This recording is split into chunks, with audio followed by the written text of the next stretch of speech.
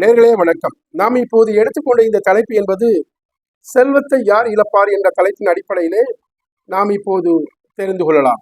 அதாவது ஒருவருடைய ஜாதகத்தில் ஜென்ம லக்கணத்திற்கு 2ஆம் வீடாகிய தனஸ்தானாதிபதி, அதாவது சந்திர பகவானின் சேர்க்கையோ பார்வையோ பரிவர்த்தனையோ பெற்றால் அத்தகைய அமைப்பு ஜாதகர் கலைவாணி சரஸ்வதியின் அருள் பெற்று கலைகளில் நிறைவான ஞானமுள்ளவராகவும் கற்பனை மிகுந்தவராகவும் காணப்படுவார்கள். சிலர் கவிஞர்களாகவும் திகழ்வார்கள்.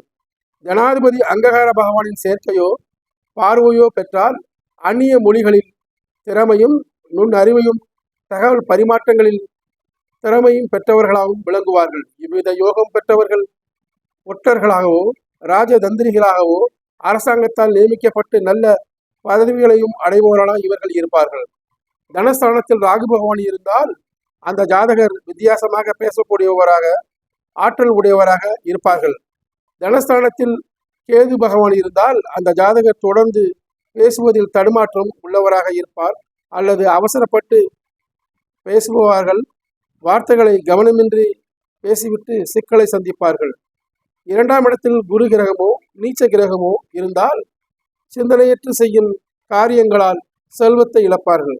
இதைத்தான் குறள் 593 என்ன சொல்கிறது என்றால், ஆக்கம் இழந்தமென்று அல்லாவார் ஊக்கம் ஒருவந்தம் கைத்துடையார். இதன் விளக்கம் என்னவென்று சொன்னால், ஊக்கத்தை உறுதியாக கொண்டிருப்பவர்கள் செல்வத்தை இழந்தாலும் அப்போதும் கூட ஊக்கத்தை இழந்து கலங்க மாட்டார்கள் என்பதுதான் இதன் பொருள் என்று சொல்லிக்கொண்டு நான் மீண்டும் உங்களை வேறொரு பதிவிலே சந்திக்கின்றேன். நன்றி, வணக்கம். உங்கள் ஆதவன் டிவியில் ஆதவன் டிவியுடன் இணைந்திருங்கள். உங்கள் ஆதவன் டிவியில் ஆதவன் டிவியுடன் இணைந்திருங்கள்.